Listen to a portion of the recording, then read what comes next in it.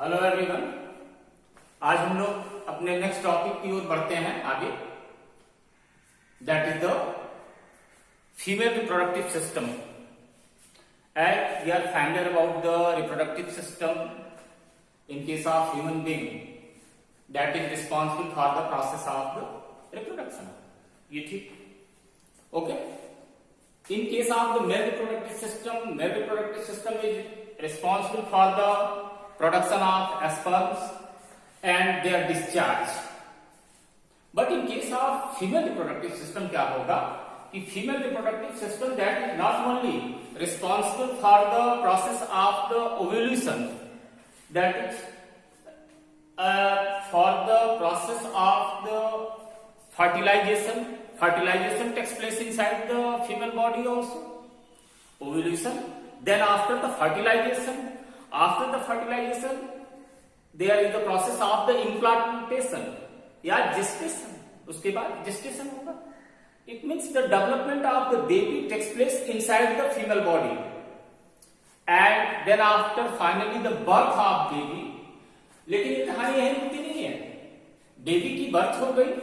Then after the care of the baby, उस बच्चे को देखभाल करना, उसकी परवरिश करना, especially that's the process of the lactation.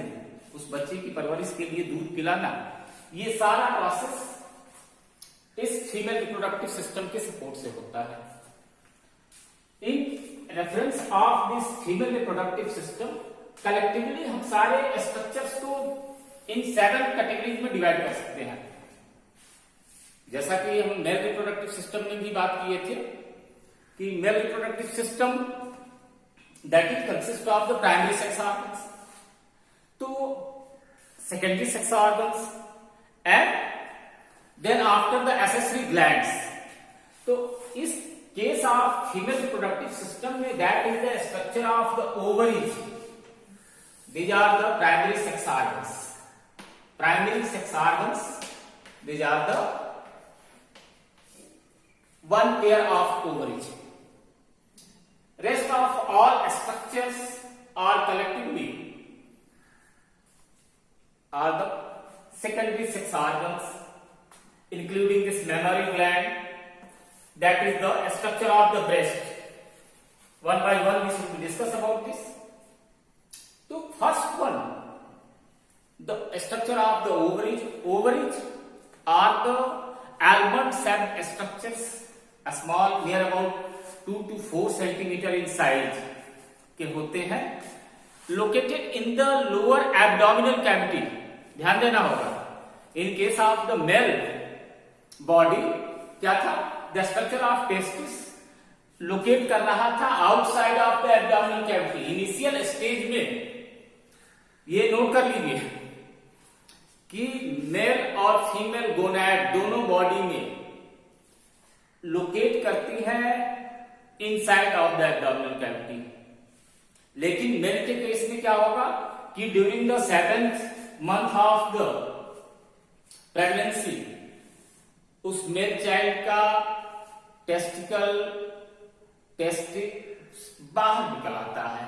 That descended outside of the abdominal cavity towards the anterior pelvic region in between the both legs. दोनों पैरों के बीच किसमें, टेस्टिकल में आ जाता है टेस्टिस. That is necessary. लेकिन in case of the female body that remain inside the abdominal cavity, in the lower abdominal cavity के region में लोकेट करता है the structure of the ovaries. Structure of ovaries are small almond shaped structures. Size that is 2 to 4 centimetre in size. ये connect होता है. The entire structure suspended in this cavity, abdominal cavity, lower abdominal cavity suspend होते हैं through the मेजेंटी. Suppose that in case of the ovaries that is attach from the ovarian wall. Ovary attach किससे है, uterus से भी attach यहां दिख रहा है. तो that is connected from the ovarian ligaments और मेजेंट्री से सस्पेंसरी लिगामेंट्स के साथ ये कनेक्टेड है और दैट हैव गॉट एक फिक्स पोजीशन, एक इसकी निश्चित पोजीशन है। इस पोजीशन में ये रहकर दो मेजर फंक्शन करेगा जिस तरह से मेल टेस्टिस करता है, that is the production of the ovum, ovum का production, and another one that is the production of the hormones, that is the progesterone and estrogen female hormones, जो कि female reproductive process को regulate करेंगे। इसके अगर structure की बात करें ओवरी की, तो ओवरी की स्ट्रक्चर ऑलमोस्ट आलमंड शेप है and major portion that is suspended with the stroma. ये पूरा रीजन ऑलमोस्ट एस्ट्रोमा का है और उस एस्ट्रोमा में दो पार्ट्स हैं, that is the central portion of the medulla and peripheral this region that is the cortex region. इसके ऊपर जर्मिनल एपिथेलियल लेयर होंगी। ये जर्मिनल एपिथेलियल लेयर से ओवम का प्रोडक्शन होगा, उसके बाद इस एस्ट्रोमा के रीजन में वो आके ओवम का डेवलपमेंट होगा। उस डेवलपमेंट के बाद ग्राफियन फॉलिकल का स्ट्रक्चर बनेगा, ग्राफियन फॉलिकल के स्ट्रक्चर के साथ साथ ओवम डिस्चार्ज होगा। ये सारे प्रोसेस हम लोग प्रोसेस ऑफ oogenesis में डिस्कस करेंगे। यहां हम स्ट्रक्चर देखते हैं, तो structure of ovary that is the small almond cell structure located in the lower abdominal cavity, suspended in this abdominal cavity region, responsible for the production of the ovum. That is the most important function, that is the production of the ovum and the hormones. Hormones, female hormones, which are responsible for the regulation of other sexual characteristics, sexual phenomena, जो भी sexual phenomena है female body में उसको regulate करने का काम ये female hormones करते हैं।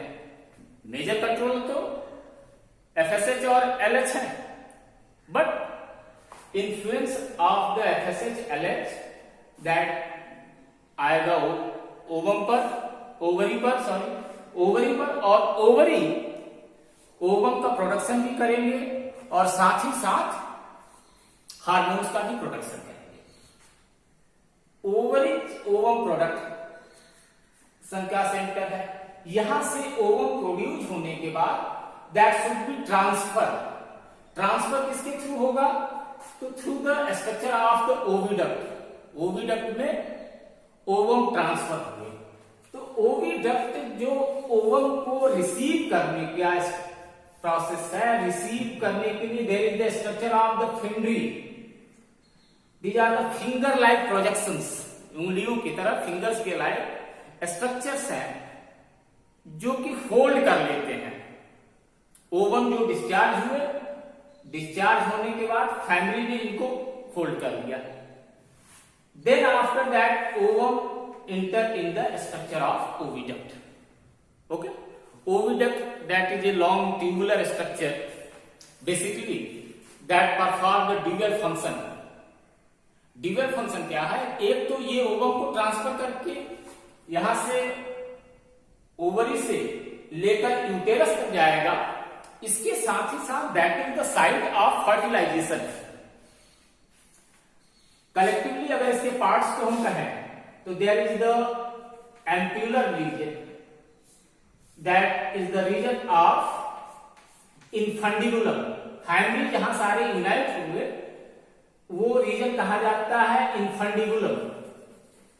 इस इनफंडिबुलम में आया और इस इनफंडिबुलम से ट्रांसफर होकर इसके मेजर पोर्शन, मेन पार्ट की ओर आएंगे। That is a thin elastic region. ये पतला है, इलास्टिक पोर्शन है, ट्यूबुलर रीजन है। That is the region of the ampulla. Ampulla में आया, यही वो जगह है जहां पर कि ओवम का फर्टिलाइजेशन, अगर सेक्सुअल इंटरकोर्स हुआ, सेक्सुअल एक्ट हो रहा है, the process of the fertilization of ovum takes place in the ampullary region of the oviduct. तो दो फंक्शन हो गए, पहला क्या कि ओवम को ट्रांसफर किया, इसके साथ ही साथ that is the site of the fertilisation. Then after there is a thick portion, ये पोर्शन जो इधर का है ये थोड़ा सा मोटा है वॉल इसका, और that is known as the region of the isthmus portion. ये isthmus पोर्शन आकर फाइनली कहां कनेक्ट हो जाएगा, in the region of the uterus. तो collectively in the structure of oviduct there are the three major parts, that तीन parts हो गए, कौन कौन से, that is the structure of the infundibulum, region of the ampulla, and then after the isthmus. Among them, infundibulum receive the ovum through the fangry, यहां receive हुआ इंफंडिबुलम से, इंफंडिबुलम के बाद वो ट्रांसफर हुआ एम्प्यूलर रीजन में। एम्प्यूलर रीजन कौन सा रीजन, जहां की प्रोसेस ऑफ फर्टिलाइजेशन होगा। अगर सेक्सुअल एक्टिविटी हुई तो फर्टिलाइजेशन ऑफ ओवम यहां होता है। देन आफ्टर द isthmus से ट्रांसफर होगा, कनेक्ट होगा in the structure of the uterus. Uterus that is a sac like structure, inverted pear, उल्टा पियर्ड सैक स्ट्रक्चर है। फ्रॉम द आइदर कॉर्नर, यहां एक बात हमको ध्यान देना है कि this two structures, structure of the ovaries और स्ट्रक्चर ऑफ ओविडक्ट, ये पेयर्ड स्ट्रक्चर है, ये दो दो हैं। लेकिन इसके तुरंत बाद structure of uterus single structure है, और इसके बाद के जितने भी जेनाइटल ऑर्गन्स है ऑलमोस्ट सिंगल ही है। जबकि मेल बॉडी में हम देख रहे थे कि एक लंबा स्ट्रक्चर चल रहा था, टेस्टिस दो थे, एपिडिडाइमस डबल था, उसके बाद स्पर्म डक्ट भी पेयर्ड स्ट्रक्चर थे, इजैकुलेटरी डक्ट पेयर्ड स्ट्रक्चर थे, और उसके बाद एजिकुलेटरी डक्ट ज्वाइन होकर यूरेथ्रा फॉर्म हो रहा था। लेकिन यहां पर सिर्फ दो स्ट्रक्चर, ओविडक्ट और ओवरी, यही पेयर्ड फॉर्म में है, और ये दोनों ओविडक्ट लेफ्ट साइड और राइट साइड से आकर यूटेरस में ज्वाइन हो जाते हैं।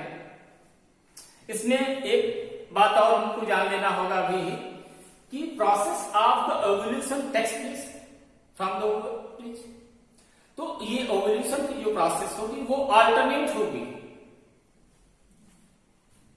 इन ए मेंस्ट्रुअल साइकिल जो 28 डेज का है। तो इस 28 डेज के मेंस्ट्रुअल साइकिल में अगर लेफ्ट ओवरी ने एक बार ओव्यूलेशन किया तो नेक्स्ट साइकिल में राइट ओवरी से ओव्यूलेशन होगा, अल्टरनेट होगा इन जनरल कंडीशन। तो वहां से ओवरी से ओवम डिस्चार्ज होके ओविडक्ट में आते हैं। ओविडक्ट में अगर फर्टिलाइजेशन हुआ तो ठीक है, फर्टिलाइज ओवम ट्रांसफर होगा, अदरवाइज ऐसे अनफर्टिलाइज ओवम ट्रांसफर होगा, वो फाइनली यूटेरस में जाएगा। That structure of uterus or womb, that is inverted pear sac structure, highly muscular and vascular structure, बहुत इंपॉर्टेंट है। In the entire process of the menstrual cycle or sexual act, that is important, किस लिए कि अगर process of fertilisation हुआ तो implantation यही होना है, जेस्टेशन यही होना है, और जेस्टेशन के बाद पार्टिक्यूशन बर्थ ऑफ बेबी कहां से होगा, तो इस यूटेरस से होगा। यूटेरस का लोकेशन जो है रेक्टम के एंटीरियर पोर्शन में है, रेक्टम के आगे और यूरिनरी ब्लैडर के पीछे, यानी कि यूरिनरी ब्लैडर और रेक्टम के बीच में यूटेरस लोकेट करता है। इन जनरल इसकी साइज की बात अगर करें तो 8 × 5 सेंटीमीटर की साइज है। किस कंडीशन में? In the case of the nulliparous condition. ये नोट कर लेंगे आप, नलीपैरस NULLI, नलीपैरस वो condition when ever that uterus, जबकि यूटेरस में कोई कंसीविंग नहीं हुई है, यानी कि उस फीमेल बॉडी में कोई प्रोसेस ऑफ फर्टिलाइजेशन नहीं हुआ, इम्प्लांटेशन नहीं हुआ, तो वो नलीपैरस कंडीशन यूटेरस की कही जाती है। Then that is approximate 8 × 5 at the upper end and the lower end that is into 2 centimetre in size। यही साइज है एवरेज। लेकिन यही यूटेरस में जब इम्प्लांटेशन हो चुका है, then that is known as the multiparous condition.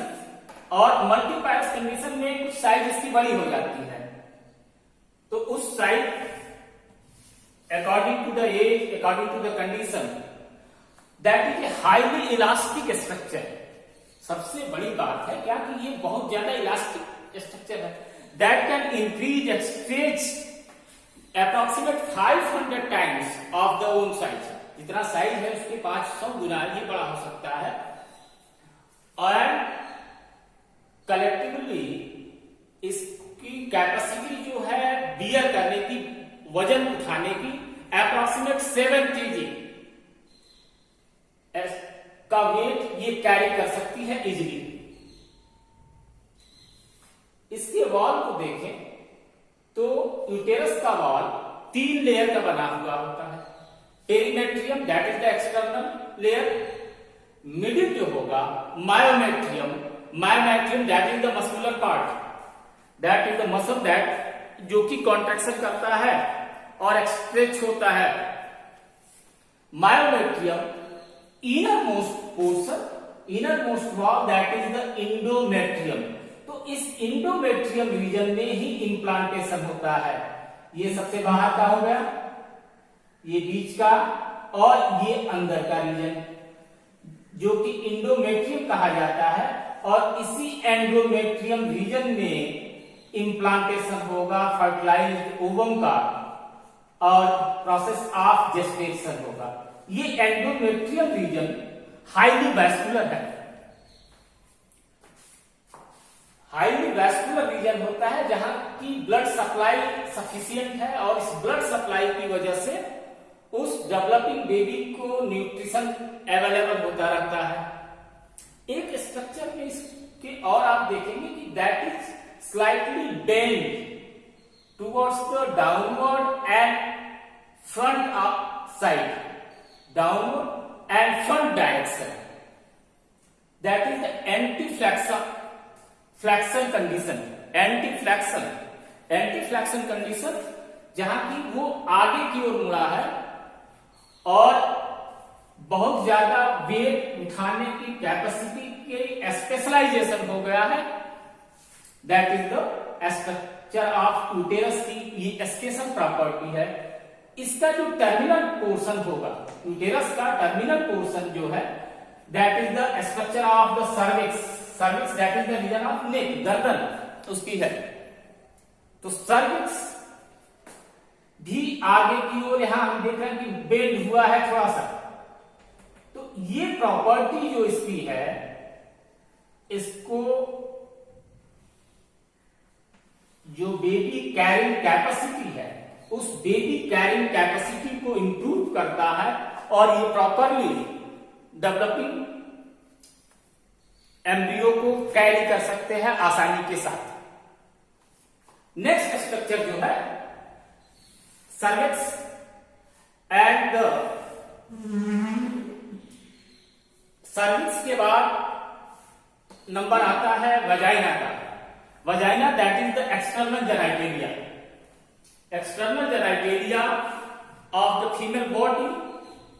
ये एक्सटर्नल नहीं कहा जाएगा, that is the connection in between the internal and external part. Internal structure specially uterus का जो स्ट्रक्चर है वो एक्सटर्नल एरिया से, एक्सटर्नल रीजन से कनेक्ट होता है through the structure of vagina. Vagina और सर्विक्स दोनों को मिलाकर हम बर्थ कैनाल कहते हैं। That is the birth canal. Collectively the structure of cervix, actually cervix that is the part of the uterus. Uterus का हिस्सा है और ये वेजाइना इधर से, ये दोनों मिलके बर्थ कैनाल कहे जाते हैं। Vagina that is A tubular near about 7 to 8 centimetre long, highly muscular tubular structure. क्या काम करता है? That is the birth canal. एक तो हो गया, ये फैसिलिटेट करता है बेबी के बर्थ के लिए, पैसेज प्रोवाइड करता है। इसके साथ ही साथ that is the passage for the entry of penis to discharge the semen. Semen discharge करने के लिए पेनिस की एंट्री इसी ट्यूबुलर स्ट्रक्चर में होगी। कौन से स्ट्रक्चर में? In the structure of the vagina. यहां ये पैसेज का काम करता है। तीसरा मेजर फंक्शन क्या है? तीसरा मेजर फंक्शन है कि ये मेंस्ट्रुअल साइकिल का जो डिस्चार्ज होगा उस डिस्चार्ज को स्प्लिट आउट, पास आउट होने के लिए पैसेज होता है। तो कलेक्टिवली हम कहें तो इसके 3 मेजर फंक्शन है। इसको रिवर्स ऑर्डर में कर दे रहा हूं। First, to pass out the discharges of the menstrual cycle. जो ब्लड मेजर पोर्शन ब्लड का होता है, जो इंडोमेट्रियल रिएक्शन होती है, वो डिस्चार्ज होता है ब्लड के साथ। Second, that is the passage for the entry of male penis for the deposition of semen, semen को डिपॉजिट होने के लिए। और थर्ड फंक्शन है that is the birth canal. इसका टर्मिनल पोर्शन, वेजाइना का टर्मिनल पोर्शन जो है वेजाइनल ओरिफिस कहा जाता है। Vaginal orifice that is the gate, way, passage. In the vaginal orifice region में, इस रीजन में 1 पेयर एसेसरी ग्लैंड्स होती हैं जिनका काम इस वेजाइनल पैसेज को लुब्रिकेट करना होता है। Those are the modified glands. और ये मॉडिफाइड ग्लैंड्स केमिकल डिस्चार्ज करेंगे। इसको हम कंपेयर कर सकते हैं प्रोस्टेट ग्लैंड ऑफ मेल से। जैसे कि मेल के प्रोस्टेट ग्लैंड में का प्रोसेस होता था, वो डिस्चार्ज करता था लुब्रिकेटिंग फ्लूइड। तो इसी तरह यहां पर भी वेजाइनल ओरिफिस के जो ग्लैंड्स हैं, वेजाइनल ग्लैंड्स, ये सिक्रीट करती हैं इस पैसेज को स्मूथ होने के लिए कि प्रोसेस ऑफ इंटरकोर्स इजिली हो सके। तो ये सारे इंटरनल पार्ट्स थे। 1 pair of ovaries, 1 pair of oviduct and 1 uterus. ये 3 पार्ट्स हो गए। टर्मिनल पोर्शन इस यूटेरस का सर्विक्स और वो नेक रीजन। नेक रीजन के बाद स्ट्रक्चर ऑफ वेजाइना। ये पार्ट्स हो गए इंटरनल। इसके बाद इसके एक्सटर्नल जेनाइटेलिया की बात करेंगे हम लोग। एक्सटर्नल जेनाइटेलिया वो पार्ट्स जो कि बाहर की ओर लोकेटेड है। Those are not located outside of the abdominal cavity. ये कैविटी के अंदर का हिस्सा है, ये बाहर। तो ये बाहर वाले पोर्शन ये सपोर्टिंग स्ट्रक्चर है, सेकेंडरी सेक्स ऑर्गन्स है, जो कि प्रोसेस ऑफ सेक्सुअल रिप्रोडक्शन में हेल्प करते हैं फीमेल बॉडी। अच्छा, एक्सटर्नल जेनाइटेलिया की बात करें उसके पहले एक छोटी सी बात हम लोगों को क्लियर कर लेनी होगी। यहां हमको डिफरेंस क्लियर होना चाहिए कि इन केस ऑफ फीमेल बॉडी के केस में सेक्सुअल एक्ट के लिए एक अलग पैसेज है जो कि वेजाइना के नाम से है, और यूरिन डिस्चार्ज करने के लिए एक अलग स्ट्रक्चर है यूरेथ्रा। मेल के केस में यूरेथ्रा दोनों फंक्शन परफॉर्म करता था, वो यूरिन का डिस्चार्ज भी करता है और सीमेन का भी डिस्चार्ज करता है। लेकिन फीमेल बॉडी में दोनों पर्पज के लिए, यूरिन डिस्चार्ज के लिए यूरेथ्रा एक अलग स्ट्रक्चर है, जबकि सेक्सुअल प्रोसेस के लिए वजाइना एक अलग स्ट्रक्चर है। ये बाहर से ये तीनों स्ट्रक्चर ऑफ एनस, वजाइना और यूरेथ्रा एक ही लाइन में है।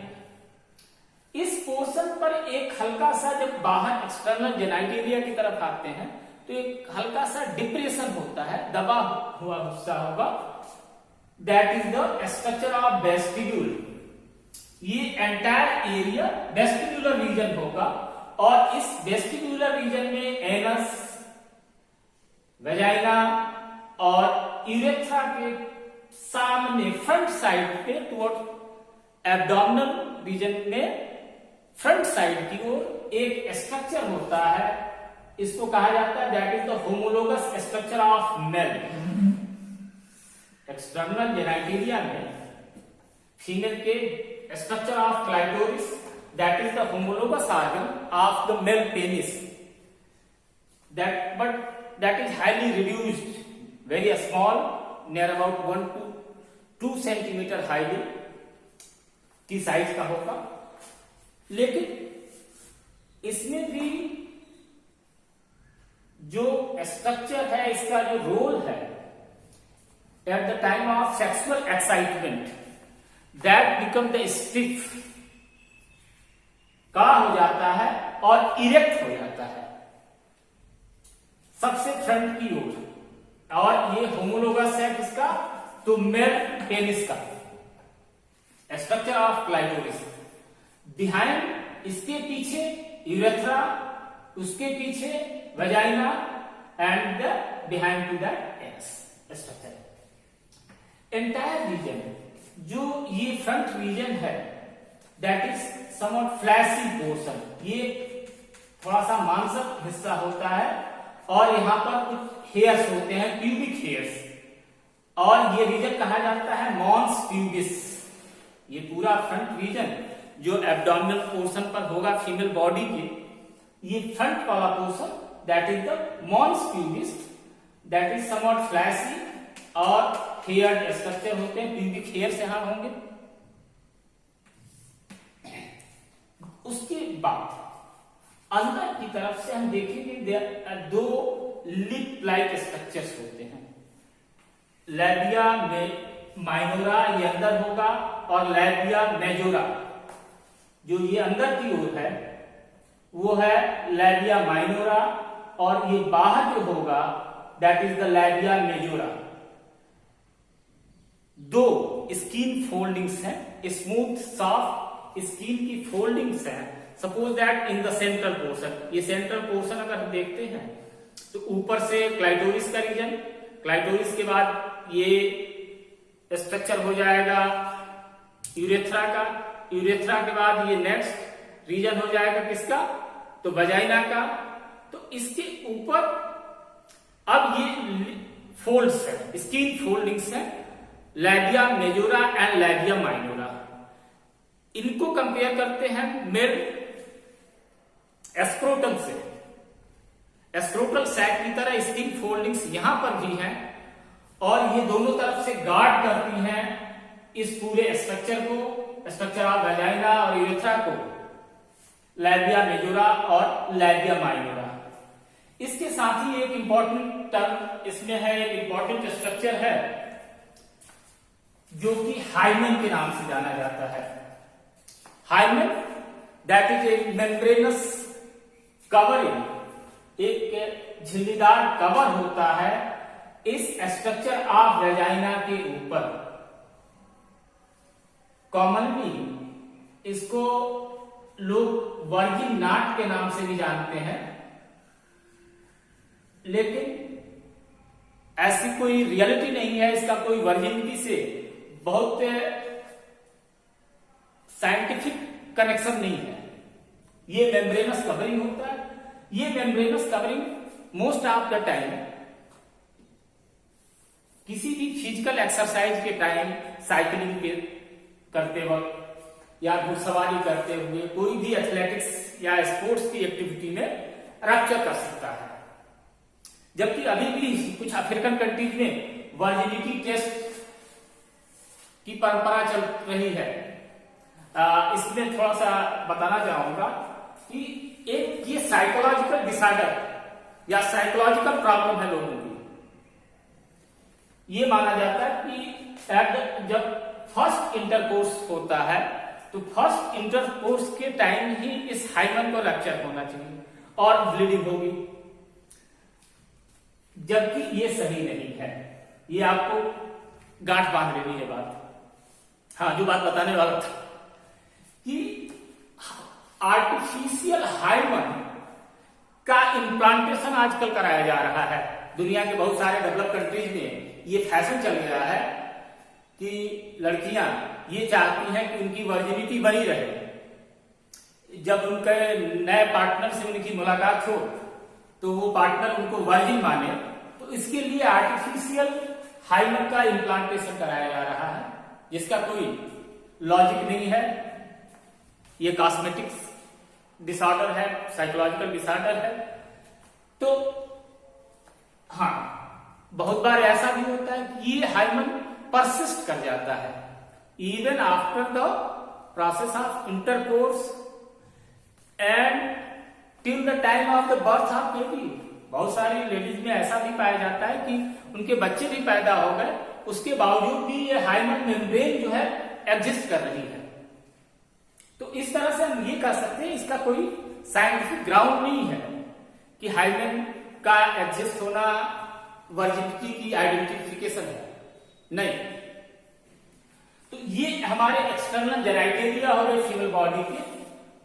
Mons penis that is the outer front region की ओर है, स्लाइटली स्वेल्ड पोर्शन, हेयर है टिबिक रीजन फ्रंट रीजन पर। उसके बाद structure of clitoris, homologous organ है मेल का। उसके साथ साथ लैबिया मेजोरा और लैबिया माइनोरा, ये दो स्किन फोल्ड्स हो गए।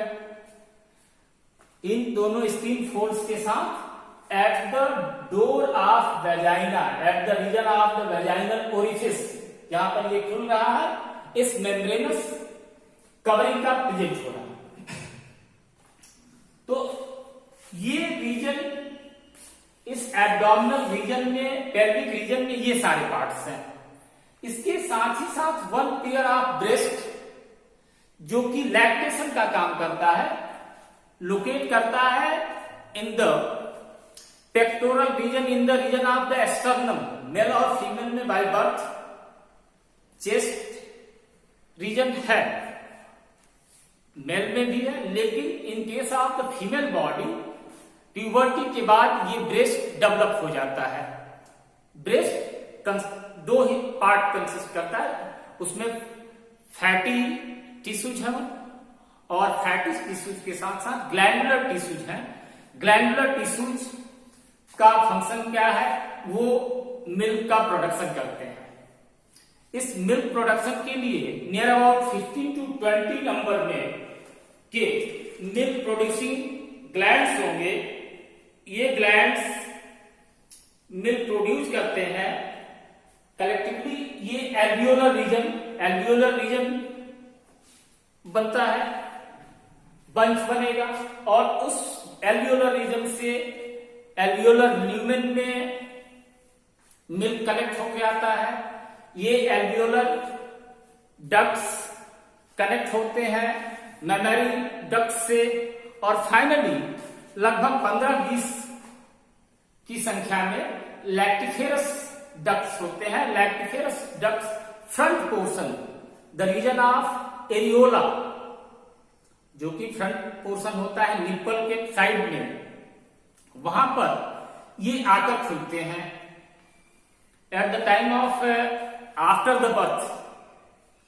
अब ये मेमरी ग्लैंड्स स्टिमुलेट होते हैं और ये लैक्टेशन का काम शुरू करते हैं।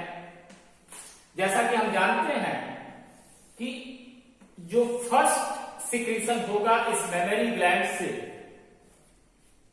वो हल्का पीला गाढ़ा लिक्विड होता है जिसे कि कोलोस्ट्रम कहते हैं।